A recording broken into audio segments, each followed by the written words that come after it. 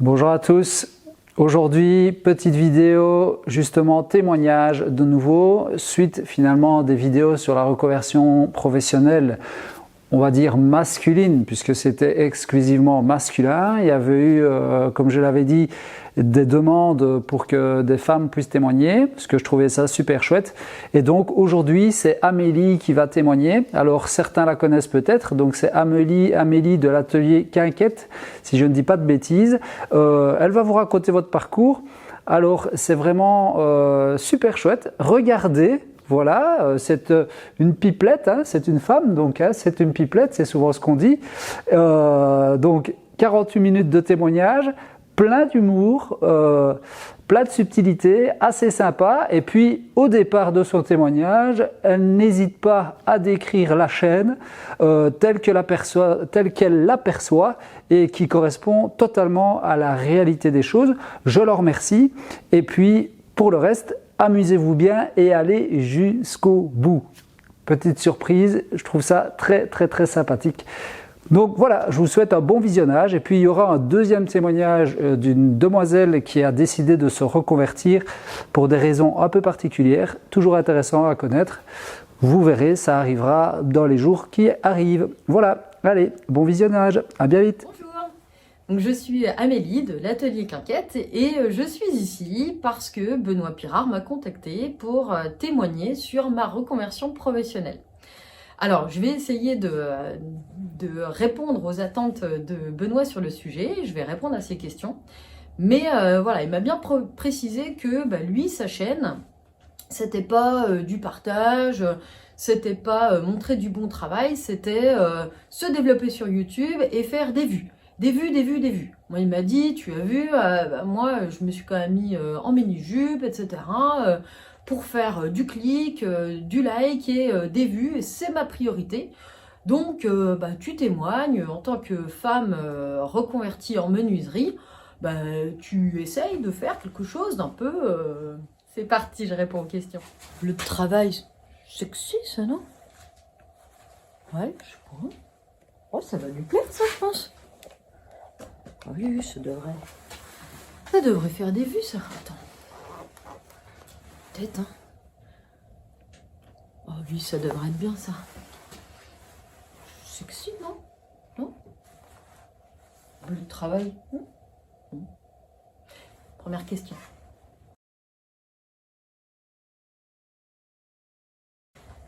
Alors, un déclic, oui et non. Une reconversion... Oui et non, en tout cas pas une décision de reconversion, je dirais que ça s'est fait vraiment de soi-même et progressivement. Je vous retrace rapidement mon parcours professionnel.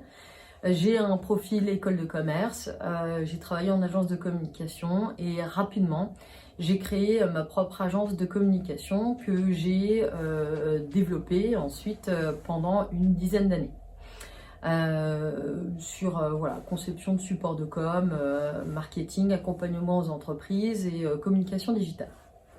Parallèlement, j'ai aussi développé des activités de formation auprès d'entreprises et aussi d'enseignement auprès d'étudiants, surtout d'alternants en école de commerce, école de communication. Donc j'ai développé cette agence pendant, je vous disais, une dizaine d'années. Et puis, on va dire au bout de 8 ans, alors je suis devenue maman aussi, mais j'ai eu la sensation, pas forcément de m'ennuyer, mais en tout cas d'avoir fait le tour de ce que je pouvais faire au sein de cette entreprise-là. Donc, alors c'était un petit peu un travail sur moi-même.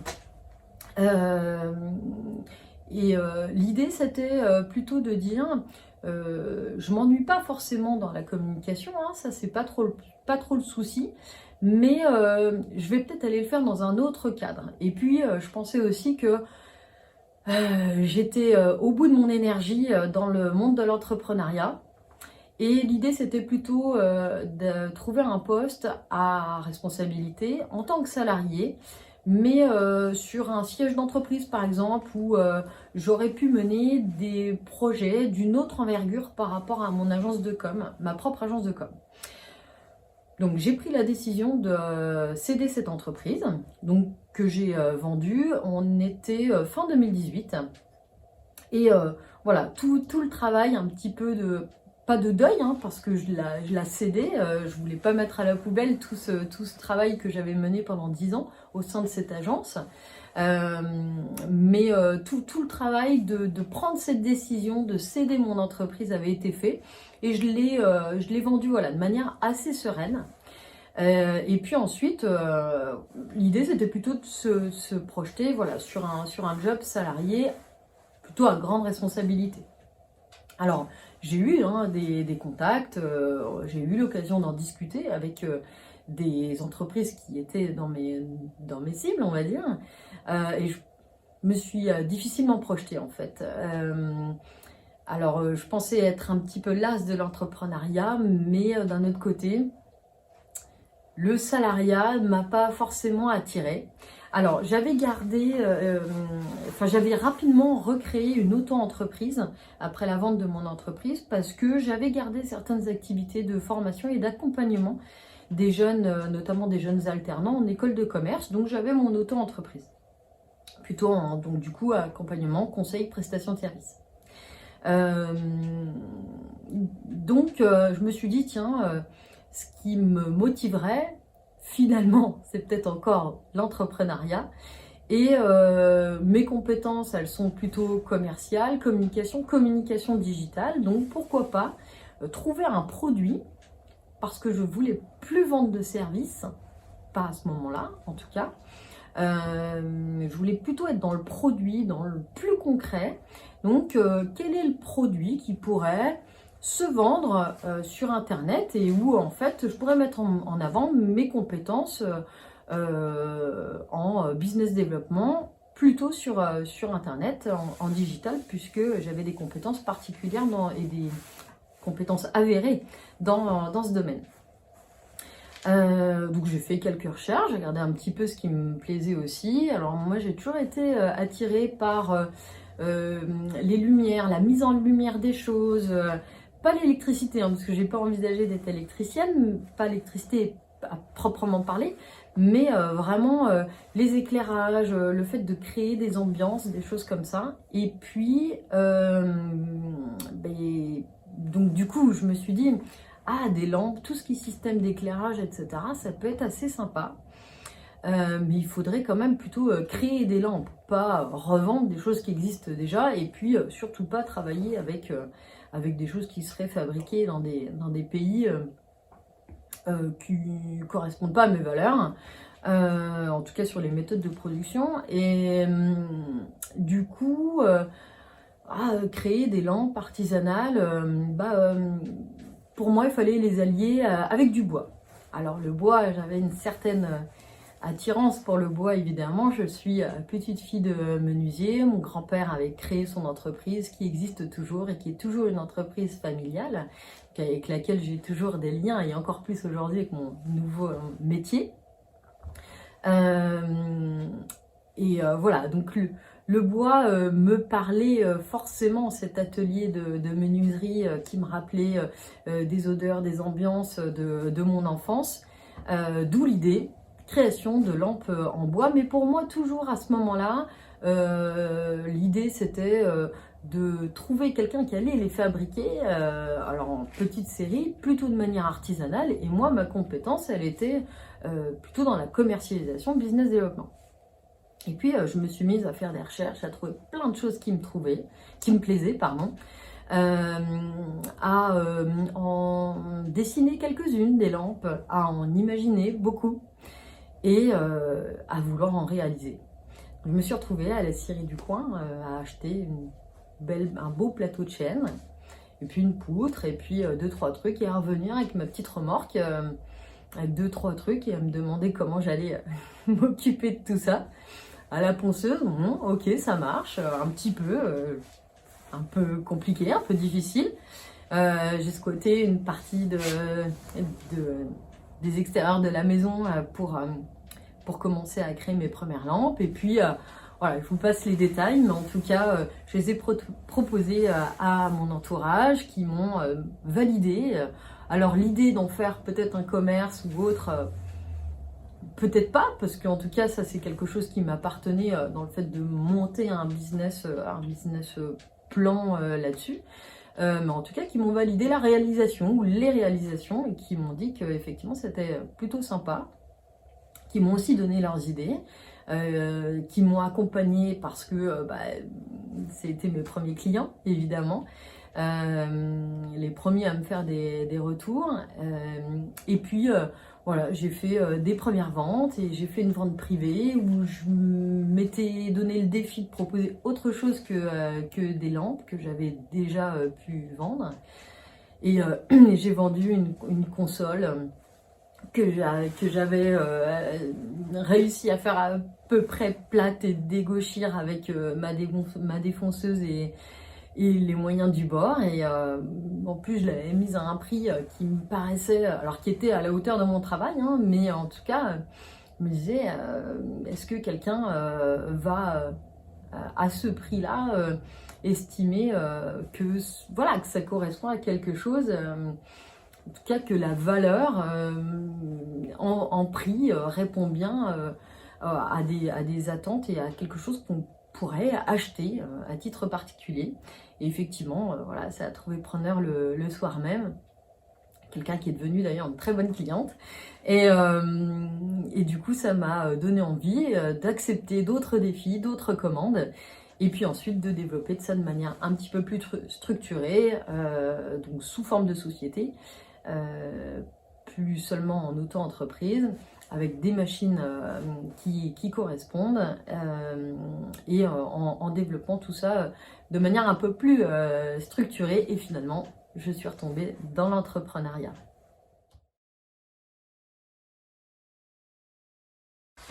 Comment ça, le bleu de travail? C'est pas sexy. C'est pas sexy le bleu de travail. Je fais rien, moi. Les conditions pour réussir sa reconversion. Faut être polyvalent, savoir faire deux choses en même temps. Ça tombe bien, les femmes savent bien faire ça. Non, surtout, je pense que pour réussir une reconversion, il faut vraiment que ce soit un projet qui soit commun et validé. Si on a une famille, il faut que son conjoint soit totalement partant. Surtout quand ça engendre soit des investissements, soit des changements de planning, de rythme dans la vie d'une famille et dans un couple. Ça engendre forcément un changement de vie. Donc il faut que ce soit validé par son entourage proche et en avoir le soutien. Ça me paraît une condition essentielle. Après, à titre personnel, on change forcément de compétences, on change d'univers, on change les personnes qu'on va pouvoir côtoyer. Donc il faut avoir de la flexibilité, de l'ouverture, de la curiosité. Et il faut avoir de l'humilité aussi, parce qu'on arrive dans un domaine que l'on ne connaît pas par définition, ou que l'on va connaître un peu, mais qu'on va découvrir de plus en plus à chaque nouvelle réalisation, en tout cas pour mon cas. Donc il faut cette ouverture et cette dose d'humilité qui dit que tout ce qu'on connaissait très bien depuis 10 ans de carrière, 5 ans de carrière, 15 ans de carrière auparavant, eh bien tout ça, on va pouvoir capitaliser des choses, des connaissances, des compétences, des savoir-être communs, mais il y a tout un tas de savoir-faire qu'on découvre. Donc il faut se remettre à ce niveau-là aussi de connaissances et avoir juste envie de grandir et de faire mieux et plus vite. Troisième marche d'escalier, il m'en reste 7.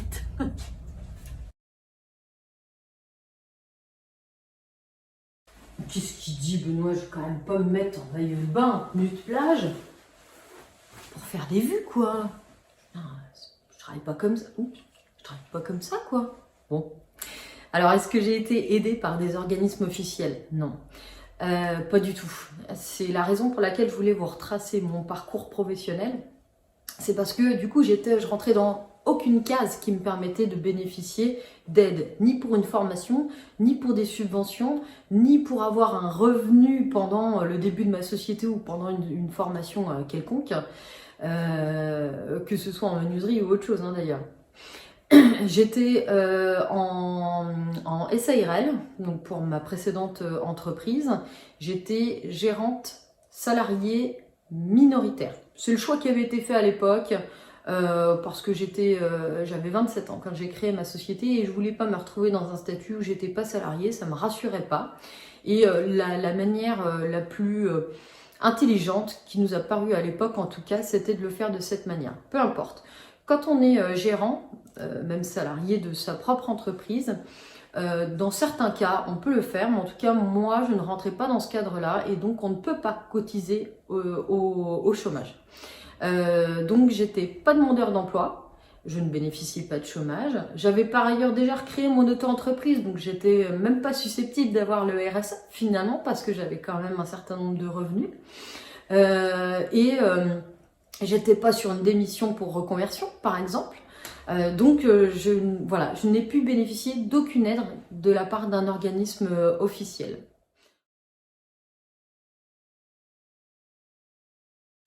Bon, du coup, j'ai arrêté les recherches de tenue. Hein. Je vais essayer d'être moi-même. Et tout ça était vraiment de l'humour. Vous connaissez Benoît et vous doutez bien qu'il m'a rien demandé sur ma manière d'être aujourd'hui. Si ce n'est d'avoir la gentillesse de me demander de témoigner. Alors, les organismes que je préconise quand même d'aller voir, vous avez bien compris que moi je n'avais pas eu d'aide ou de soutien d'organismes officiels. En revanche, je conseille quand même d'aller voir réellement ce qu'est le métier. Il y a plein de ressources évidemment sur internet, sur YouTube, mais d'aller voir comment ça se passe et puis aussi à une échelle et à un niveau de pratique qu'on voudrait atteindre.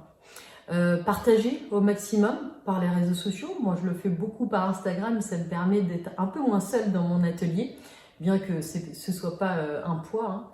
Hein. Et puis, de partager aussi avec les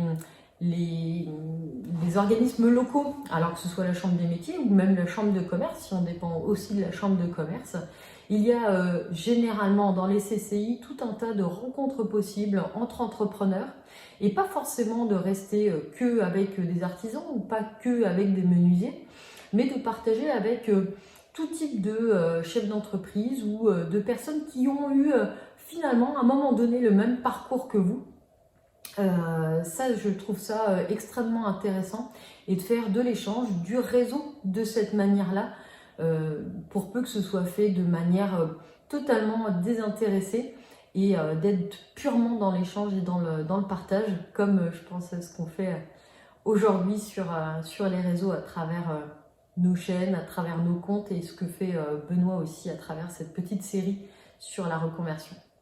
Voilà. Pour ma part, et surtout dans le cadre de la création de la société, je suis allée consulter un avocat fiscaliste qui m'a orientée sur le statut qui serait le plus adapté à ma situation, à ma situation familiale aussi, tenant compte des revenus du foyer fiscal, et qui m'a orientée puis accompagnée sur la création de cette société-là.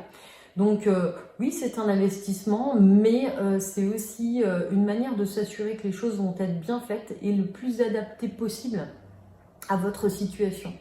Donc cet avocat m'a été présenté par une amie qui fait de l'accompagnement en entreprise et qui m'a accompagnée aussi dans ce processus-là.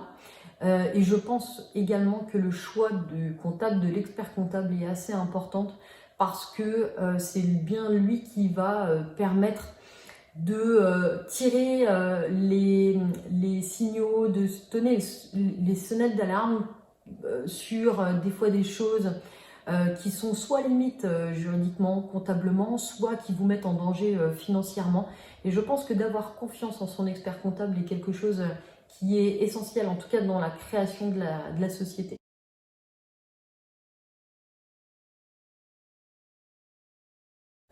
Alors je pense que les prérequis techniques sont plutôt en termes d'attitude ou de savoir-être. La technique, ça s'apprend, en autodidacte ou non, mais en tout cas, on peut toujours rattraper des méconnaissances techniques, pour peu qu'on n'ait pas trop confiance en soi et qu'on ne soit pas convaincu de les avoir alors qu'on ne les a pas. Je pense que c'est plutôt voilà, des attitudes, beaucoup de curiosité, avoir envie d'apprendre, de l'humilité, j'en ai parlé juste avant, parce qu'on sait qu'on ne sait pas en fait. Et puis avoir la volonté d'aller chercher les solutions, avoir un petit peu de courage dans le sens où si on n'a pas encore déjà fait ça, dire oui je vais le faire, oui je vais vous faire un devis dessus, non je ne l'ai pas encore fait mais je me fais confiance aussi quelque part et je vais trouver la solution pour faire et le faire bien, le mieux possible. Au même niveau que n'importe quel autre menuisier qui aurait de l'expérience en tout cas.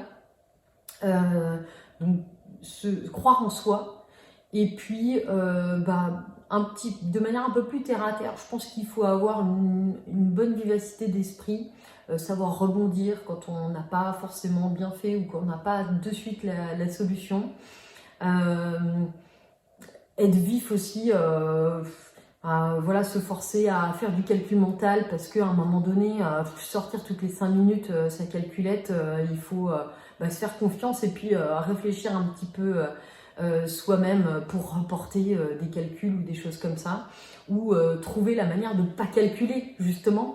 Mais en tout cas, voilà, il faut un petit peu de vivacité d'esprit à mon avis sur les différentes situations qu'on rencontre. Et puis, si on se lance, généralement, on se lance seul. Donc, il faut aussi aimer l'autonomie, et voire même parfois un peu la solitude. Mais on s'ennuie pas, hein, c'est pas ça. Mais c'est vrai que des fois, on se retrouve un peu seul entre les 4 murs de son atelier. Et il faut aimer ça.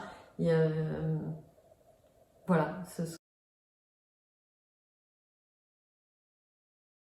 Non, je n'avais pas de capital de départ et comme les choses se sont faites un petit peu au fil de l'eau, j'ai plutôt investi au fur et à mesure sur les machines, mais je pense que voilà, je me pose la question aujourd'hui d'un capital et du financement de celui-ci pour investir de manière un petit peu plus importante et notamment dans des outils de production.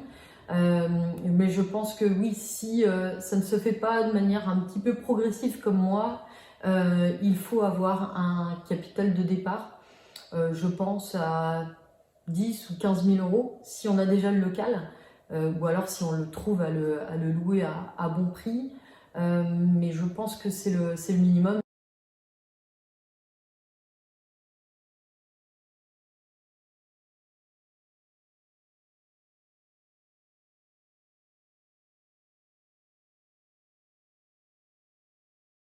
Il faut surtout prévoir les premiers mois de trésorerie pour se dégager de quoi vivre, hein, les premiers mois, les investissements nécessaires, et ensuite ça peut se faire évidemment au fil de l'eau.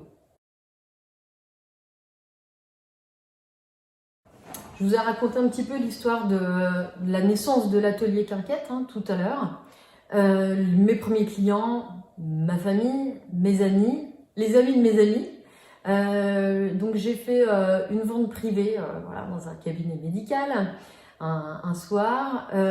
J'ai aussi fait quelques présences, un petit peu des expos dans une boulangerie par relation personnelle également, hein, mais qui m'ont permis d'avoir une première visibilité où j'amenais plutôt voilà, les lampes, les planches à découper, les petites consoles, les petits bureaux, des choses qui étaient déplaçables et puis qui n'allaient pas prendre trop de place non plus dans le lieu d'exposition où j'avais la chance d'avoir un créneau avec un nombre de passages assez important sur un samedi, sur les samedis thématiques, par exemple fête des mères, à l'approche de Noël évidemment.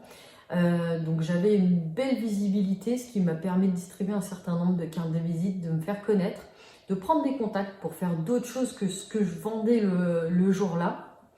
Et puis aujourd'hui, j'ai mon site internet qui me ramène des commandes de choses que j'ai en stock, donc plutôt voilà, sur les lampes, sur les planches, sur les petites pièces, donc de générer des contacts pour des devis sur des pièces plus importantes comme les tables, surtout les tables à manger, les tables basses, des choses très particulières, très sur mesure parfois.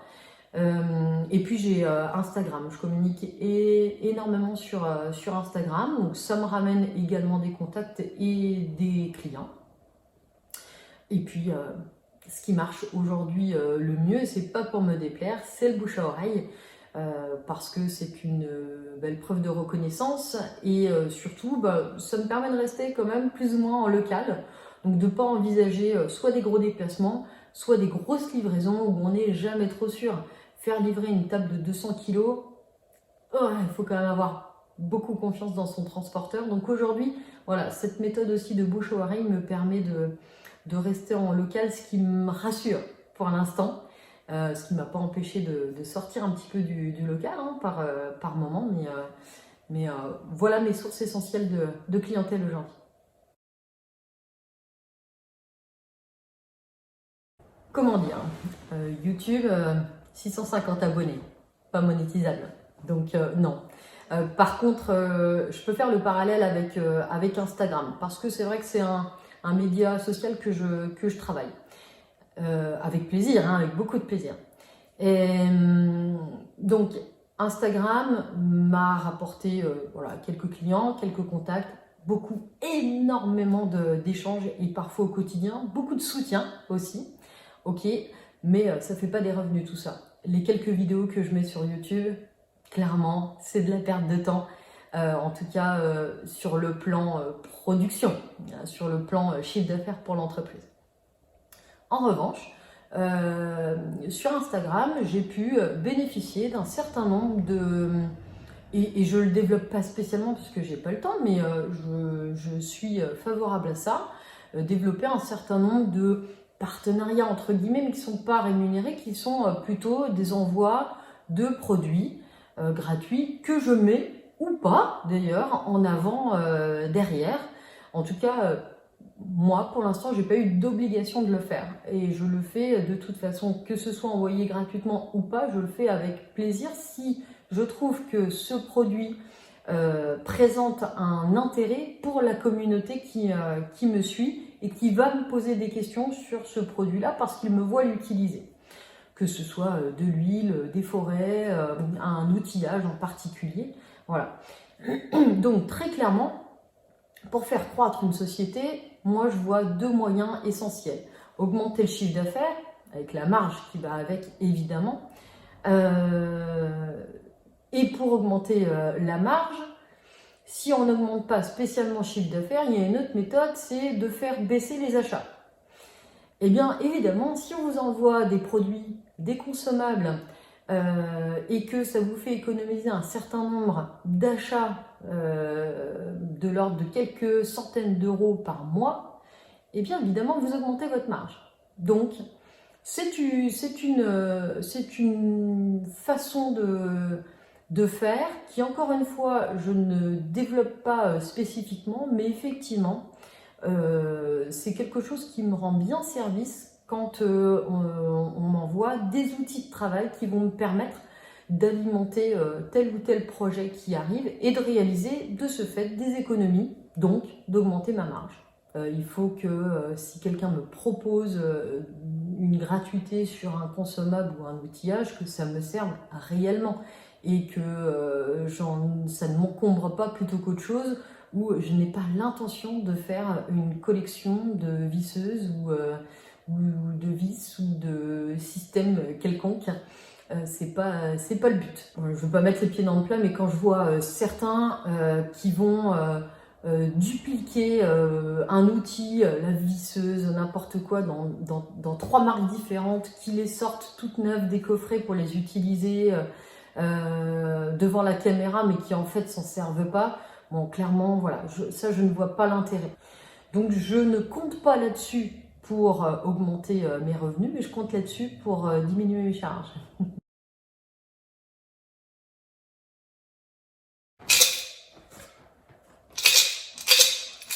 Principe global, je ne dépense pas ce que je n'ai pas.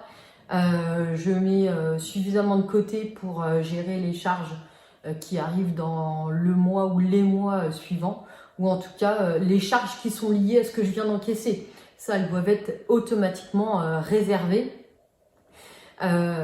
sur le compte pour pouvoir être honoré. Ça me paraît le minimum, toutes charges confondues. Donc pour ça, tenir au minimum un tableau dépenses-recettes et connaître bien les échéances quand même de paiement des différentes charges de son entreprise.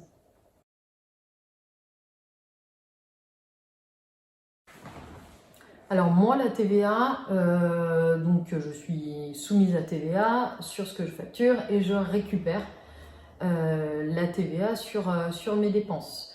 Je préfère faire des déclarations mensuelles que trimestrielles, voire même annuelles. Ça, c'est hors de question. Parce que la première raison, c'est ça me paraît le moins dangereux possible, en tout cas. Voilà, c'est beaucoup plus régulier. Ce que vous avez encaissé en TVA collecté, vous le rendez vous faites la déclaration dès le 21 du mois suivant et donc ça repart dès le mois suivant. Le trimestre, il y a de quoi oublier qu'on la doit et la dépenser si on a eu notamment des gros encaissements, par exemple. Et la deuxième raison de ce choix de TVA mensuel, de déclaration de TVA mensuelle, c'est que ça contraint aussi à tenir à jour ces tableaux de recettes et de dépenses et de savoir quasiment, au moins au mois, à la fin du mois où on en est sur la situation et pas juste regarder son compte en banque.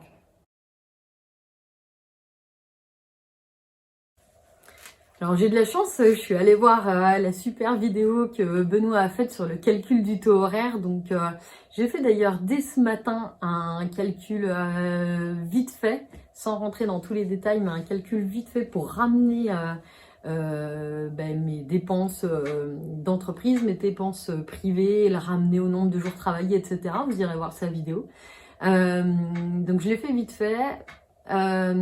Aujourd'hui, j'ai pas une maîtrise de mon activité dans le sens efficacité qui soit suffisante pour me permettre de raisonner tout à fait comme ça. Ce que je fais, c'est que je raisonne plutôt en mode projet et en marge à dégager par projet. Donc je calcule mes coûts de fourniture. Je prévois toujours une petite marge parce qu'en ce moment les augmentations vont bon train, plus des choses que j'aurais éventuellement pas prévues. La livraison, éventuellement, si j'ai besoin de prendre quelqu'un pour m'aider à l'installation ou à la livraison. Pour l'instant, ça se résout pas mal entre potes autour d'une petite boisson, d'un petit apéro. Donc je m'en sors plutôt bien. Et puis à tout ça, je me dis, ça va être le projet ou l'un des deux gros projets, généralement 2 gros projets par mois. Donc ça va être le projet du mois de janvier. Je veux gagner tant de marge sur ce projet-là et il faut que ce soit cohérent aussi par rapport à la demande, par rapport au prix du marché, par rapport aux attentes du client et que ce soit la juste rémunération de votre travail. Sur la marge que je souhaite dégager sur ce projet-là, il faudrait que ce soit fait en tel temps, sachant que généralement je fais en sorte que ce soit possible. Et puis si j'ai pris du retard parce que j'ai pas été efficace sur telle ou telle chose, je suis encore en train de me former. On l'est perpétuellement, mais je reste quand même très débutante sur pas mal de trucs. À moi de fournir les heures supplémentaires pour pouvoir parvenir au délai de livraison sur lequel je me suis engagée et limiter au maximum mon coût horaire.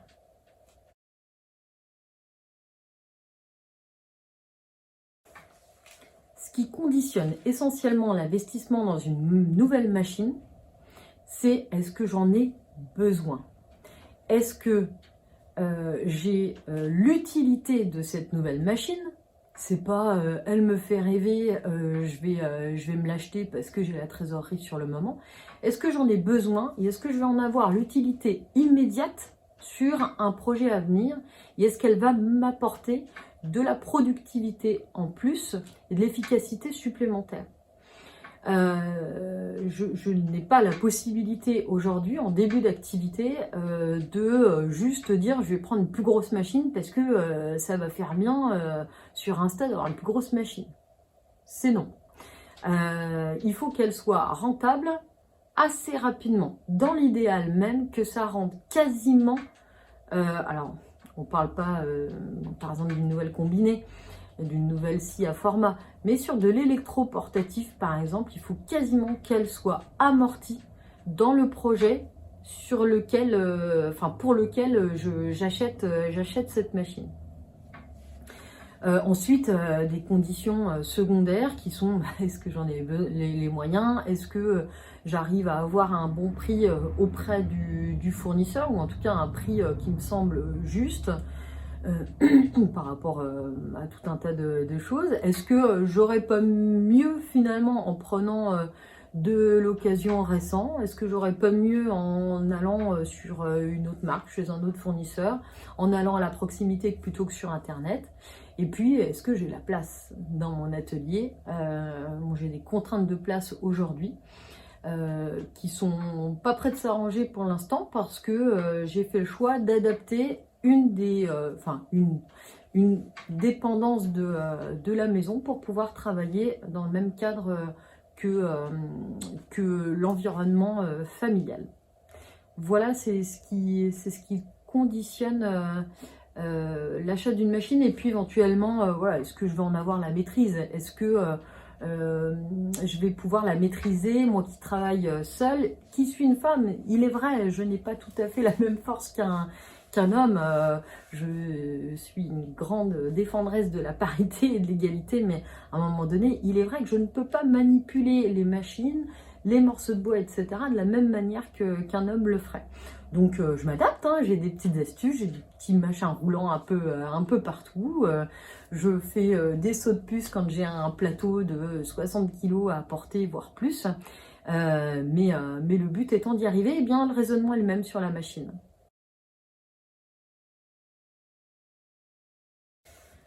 Difficile d'avoir une liste exhaustive, parce qu'en plus, plus mon activité avance, plus ça nécessite des machines, et je me dis oh là là, comment j'ai fait au début d'ailleurs. Si je devais vraiment répondre sur une machine, peut-être que je répondrais sur la manière dont moi j'ai fait. La première machine qui m'a servi que au bois que j'ai acheté, c'était la défonceuse. Qui m'a permis vraiment de faire des choses plus techniques. Après, je dirais que ça dépend vraiment de ce que l'on veut faire, de l'orientation qu'on veut faire. Si on fait uniquement du massif, effectivement, est-ce qu'une lamelleuse est très utile? Est-ce que d'autres machines comme la Zeta, qui sont plutôt sur l'assemblage et de l'agencement, sont utiles? Non, je ne le pense pas. Donc, par contre, si j'oriente clairement sur l'agencement et que je fais que du panneau, j'ai pas forcément besoin d'une rabot d'égo. Voilà. Alors moi, dans l'ordre, ça a été dans l'ordre d'investissement. Ça a été, alors j'avais perceuse, visseuse, perfo, tout ça à titre personnel, scie circulaire. Ça. C'est ce que j'avais au début et j'ai toujours. Hein. Maintenant j'ai une plongeante, c'est quand même top. J'avais aussi une radiale, pardon. Et donc ensuite le gros investissement qui a été d'ailleurs un superbe cadeau de ma moitié. Et là on sait que en plus d'être soutenu moralement, c'est une super preuve de confiance de mettre une partie des économies personnelles, familiales personnelles, dans le soutien et le développement de l'activité de sa conjointe. C'est une belle preuve de confiance. Donc ça a été évidemment la combinée bois, 5 opérations. Donc là j'ai appris à travailler sur la toupie, absolument merveilleux. Une vraie rabot d'égo, 25 cm de large. Voilà, j'ai vu sur mes dernières grosses réalisations que cette machine arrivait déjà un tout petit peu au maximum de ses possibilités par rapport à ce que je développe. Donc je vais peut-être envisager de la changer, mais voilà, je pense que ce sont les éléments essentiels. Et puis de l'outillage à main. Franchement, payez-vous un beau ciseau à bois, un ou deux en deux largeurs. Moi, j'utilise pas mal la plane de Charon et j'adore cet outil-là. Et puis un rabot, quoi. Il faut sentir le bois. Quel plaisir de faire des copeaux quand on est menuisier, quoi.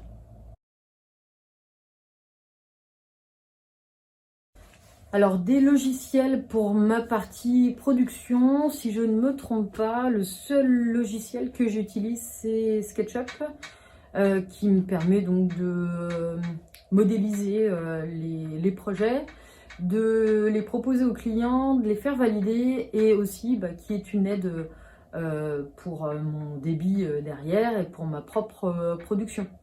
Ensuite, il y a tout un tas de tableurs quand même, que ce soit pour la TVA, pour le chiffre d'affaires, pour les dépenses. L'application de la banque qui me va bien. J'ai choisi une banque en ligne qui a une application qui est bien développée puisqu'à chaque dépense, elle vous rappelle d'y associer un justificatif de paiement. Donc d'y associer par exemple le PDF de la facture. Et ça c'est top parce qu'à la fin de chaque mois, je fais l'export du mois. Je pourrais le faire toutes les semaines. Hein, et j'envoie directement au comptable. Donc il a l'écriture, la référence de la pièce comptable et le PDF qui est joint de la pièce comptable en question. Ça nous va bien à tous les deux. Un petit peu de suite Adobe parce que c'était mon ancien métier, ça en faisait partie. Et il m'arrive de faire des petits montages, des présentations avec les différentes possibilités. Par exemple, pour une table, tel plateau avec tel pied, cette possibilité-là, comme précisé dans le devis, avec des devis à tiroir, hein, c'est temps, voilà, et de le mettre un petit peu plus en image. Après, j'ai toute la gestion de mon site. Moi, j'ai développé un site sous WordPress, donc oui, en tant que tel, il faut maîtriser cette partie-là, les réseaux sociaux, évidemment. Et bon, globalement, quand même, moi, je passe de temps devant l'ordinateur, mieux c'est, mais malheureusement, il faut y passer. Si on fait que de la production, on va pas pouvoir aller chercher ou répondre aux demandes de nouveaux clients. Forcément, on va avoir des trous dans l'atelier et donc des trous dans le chiffre d'affaires. Alors, bon, vous l'avez compris, c'est pas ma première expérience d'entrepreneur. Et du coup, je suis quand même un petit peu avertie sur le sujet.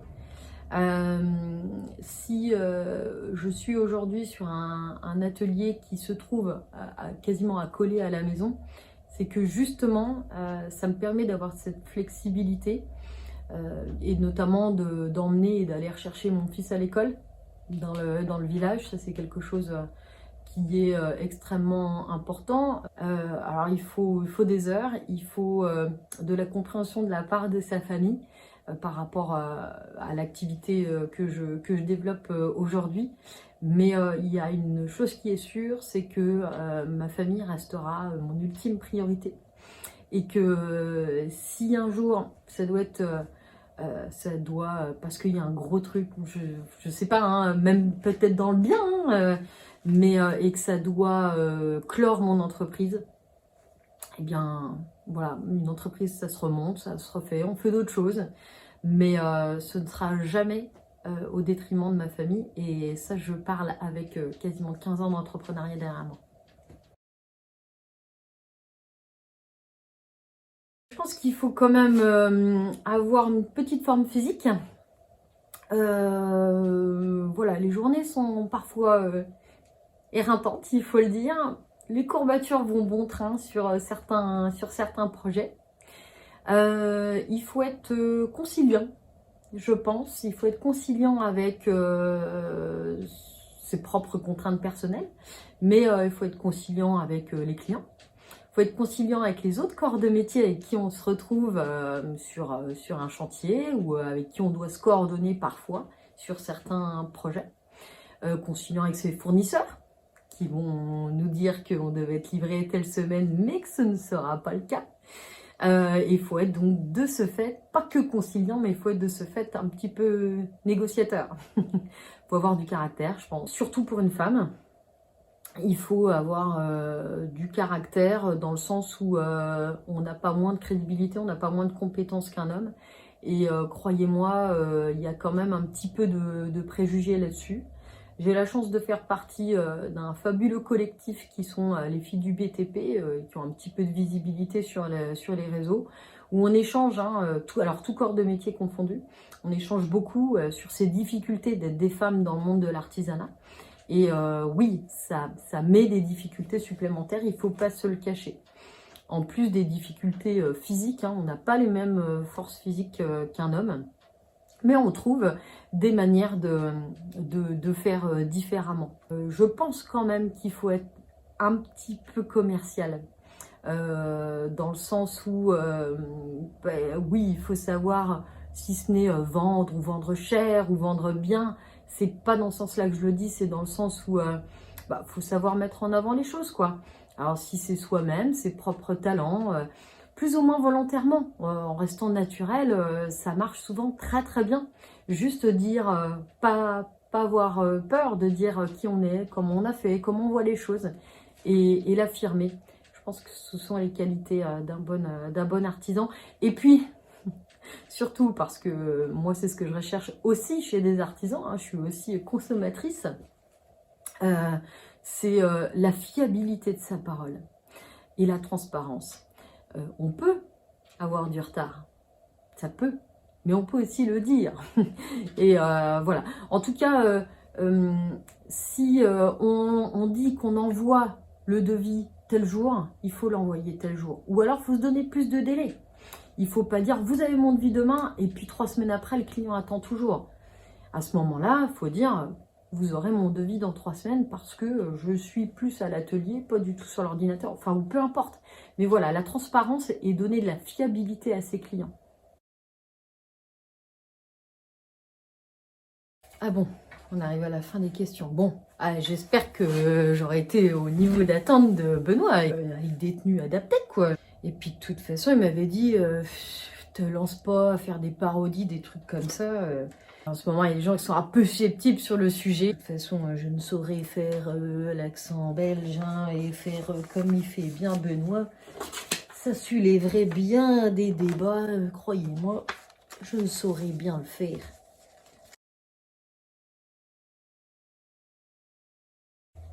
Voilà, pas de parodie. Hein. Est-ce que je reviendrai en arrière? Non, pas du tout. Évidemment, il y a trop de réalisations personnelles et collectives pour que je revienne en arrière. Cependant, je ne dis pas que je n'ai pas de doute parfois qui me font dire allez, j'arrête tout, ou est-ce que je ne me suis pas lancée dans un projet un petit peu trop gros? Mais non, je ne reviendrai pas en arrière, ni même pour cette vidéo, hein, d'ailleurs.